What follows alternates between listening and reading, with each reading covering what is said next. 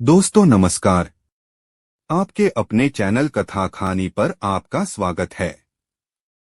हिंदू धर्म में भगवान शंकर की पूजा बड़ी श्रद्धा के साथ की जाती है।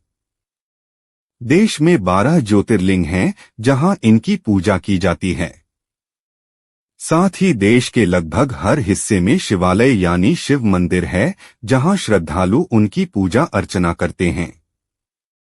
भगवान शंकर की पूजा शिव मंदिर में की जाती है और शिवलिंग अपार शक्ति का प्रतीक माना जाता है।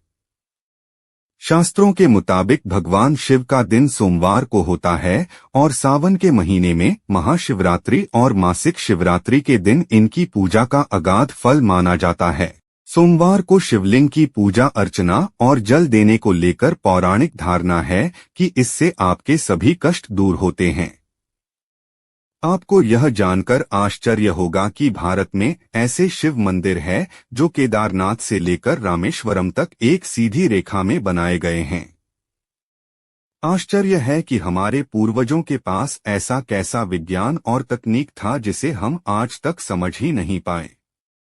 उत्तराखंड का केदारनाथ, तेलंगाना का कालेश्वरम, आंध्र प्रदेश का कालहस्ती, तमिलनाडु का एकम्बरेश्वर, चिदम्बरम और अंतः रामेश्वरम मंदिरों को 79 डिग्री की 4154 लॉन्गिट्यूड के भौगोलिक सीधी रेखा में बनाया गया है। पंचभूत का प्रतीक हैं ये मंदिर। ये सारे मंदिर प्रकृति के 5 तत्वों में लिंग की अभिव्यक्ति का प्रतिनिधित्व करते हैं, जिसे हम आम भाषा में पंचभूत कहते हैं। पंचभूत यानी पृथ्वी, जल, अग्नि, वायु और अंतरिक्ष। इन्हीं 5 तत्वों के आधार पर इन 5 शिवलिंगों को प्रतिष्ठापित किया है। जल का प्रतिनिधित्व तिरुवनैक्वल मंदिर में है, आग का प्रतिनिधित्व तिरुवन्नमलई में है, हवा का प्रतिनिधित्व कालाहस्ती में है, पृथ्वी का प्रतिनिधित्व कांचीपुरम में है और अंत में अंतरिक्ष या आकाश का प्रतिनिधित्व चिदम्बरम मंदिर में है। यानी वास्तुविज्ञान वेद का अद्भुत समागम को दर्शाते हैं ये 5 मंदिर। भौगोलिक रूप से भी इन मंदिरों में विशेषता पाई जाती है। जानकारों का मानना है कि इन 5 मंदिरों को योग विज्ञान के अनुसार बनाया गया था और एक दूसरे के साथ एक निश्चित भौगोलिक संरेखण में रखा गया है। इसके पीछे निश्चित ही कोई विज्ञान होगा जो मनुष्य के शरीर पर प्रभाव करता होगा। इन मंदिरों का करीब 4000 वर्ष पूर्व निर्माण किया गया था, जब उन स्थानों के अक्षांश और देशांतर को मापने के लिए कोई उपग्रह तकनीक उपलब्ध ही नहीं था। तो फिर कैसे इतने सटीक रूप से 5 मंदिरों को प्रतिष्ठापित किया गया था? यह आज भी एक रहस्य है। केदारनाथ और रामेश्वरम के बीच 2383 किलोमीटर की दूरी है, लेकिन ये सारे मंदिर लगभग एक ही समानांतर रेखा में पड़ते हैं। आखिर हजारों वर्ष पूर्व किस तकनीक का उपयोग कर इन मंदिरों को समानांतर रेखा में बनाया गया, यह आज तक रहस्य ही है। श्रीकालहस्ती मंदिर में टिमटिमाते दीपक से पता चलता है कि वह वायुलिंग है।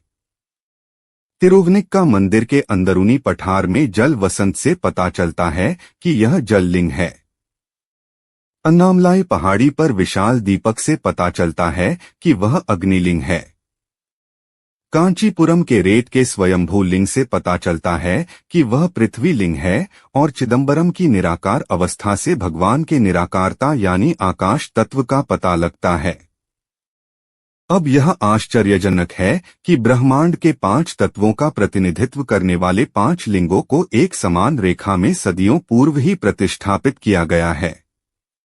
पूर्वजों के ज्ञान और बुद्धिमता की हमें दाद देनी होगी कि उनके पास ऐसा विज्ञान और तकनीक था जिसे आधुनिक विज्ञान भी नहीं भेद पाया है। माना जाता है कि केवल यह 5 मंदिर ही नहीं बल्कि इसी रेखा में अनेक मंदिर होंगे जो केदारनाथ से रामेश्वरम तक सीधी रेखा में पड़ते हैं। इस रेखा को शिव शक्ति अक्ष रेखा भी कहा जाता है। बताया जाता है कि ऐसा संभव है कि यह सारे मंदिर कैलाश को ध्यान में रखते हुए बनाए गए हों, जो 81.3119 डिग्री ईस्ट में पड़ता है। उज्जैन महाकाल से बाकी ज्योतिर्लिंगों की दूरी भी रोचक है।